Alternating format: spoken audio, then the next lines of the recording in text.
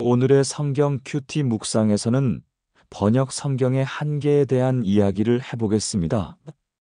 시편 112편 1절부터 5절까지는 의인의 복에 대해 다루고 있습니다. 여기서 우리는 의인이 누리는 축복이 얼마나 큰지를 알 수 있습니다. 그리고 6절부터 10절까지는 의인의 지복한 삶을 보여줍니다. 의인은 하나님을 경외하고 그 믿음으로 인해 삶이 풍성해진다는 메시지를 전합니다. 하지만 번역 성경에는 한계가 있습니다.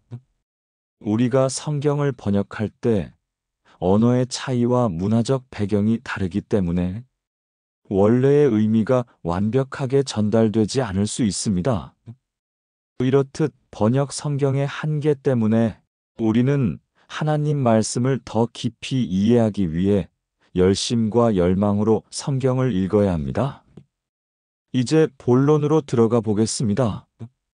본 말씀은 히브리 알파벳 알레프에서 타우까지 22개의 문자가 문장 앞에 배치되어 있습니다. 이렇게 배열된 글은 각 행마다 단계적으로 진행되는 탑관체 형식으로 되어 있습니다. 이는 마치 퍼즐 조각들이 맞춰져 하나의 그림을 만들어가는 것과 같습니다. 111편은 하나님의 영광과 행사를 찬양한 내용이었습니다.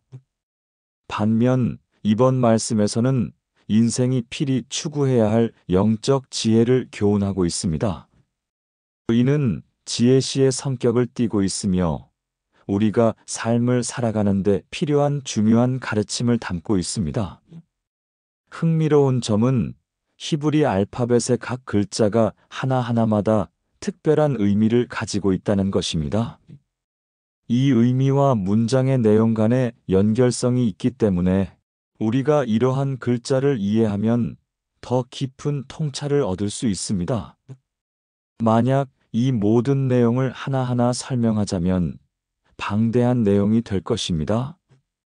결국 우리는 이러한 지혜를 통해 하나님께 더 가까이 나아가야 합니다.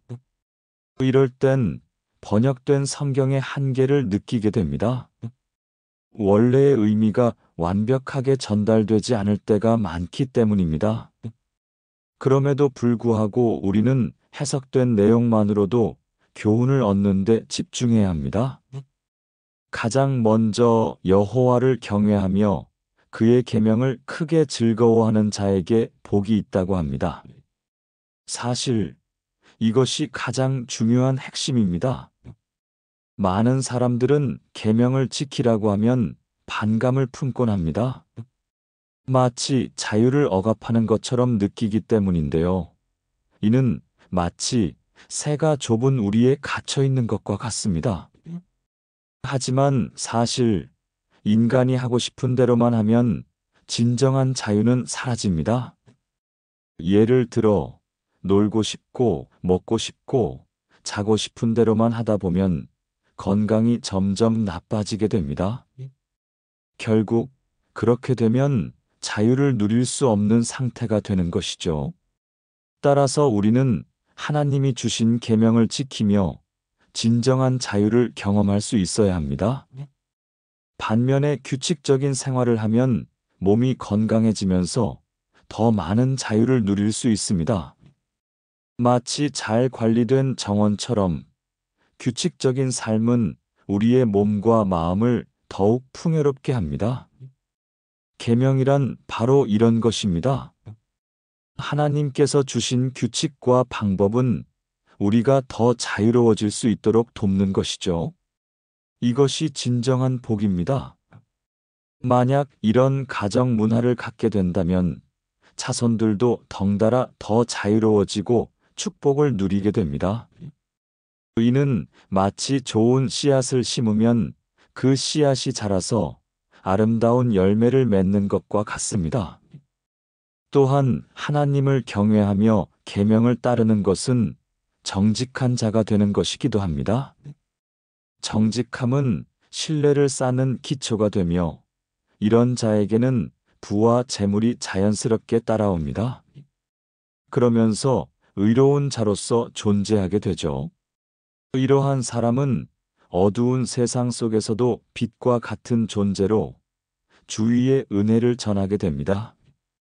결국 우리는 규칙적이고 정직한 삶을 통해 하나님이 주신 복을 누리며 더 많은 자유를 경험해야 합니다. 게다가 하나님을 따르는 자들은 약자를 도와주고 공의롭게 행동합니다. 마치 힘이 센 사람이 약한 사람을 보호하는 것처럼 그들은 정의를 위해 힘쓰며 사회의 약자들을 지켜줍니다. 혹여 악한 자들이 괴롭힐지라도 결국 그들이 망하게 되는 것은 자연의 법칙처럼 이루어집니다. 오늘의 말씀은 하나님 말씀을 따르는 자에게 나타나는 현상과 경험을 보여줍니다. 우리가 이러한 말씀들을 통해 배워야 할 가장 중요한 것은 무엇인지 명심하고 또 명심해야 합니다. 바로 하나님을 경외하고 말씀을 지키며 따르는 것입니다. 결국 이러한 삶이야말로 하나님께서 우리에게 원하시는 길입니다.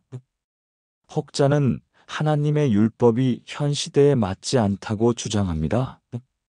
그래서 율법은 지킬 수 없는 것이라고 단정짓곤 하죠.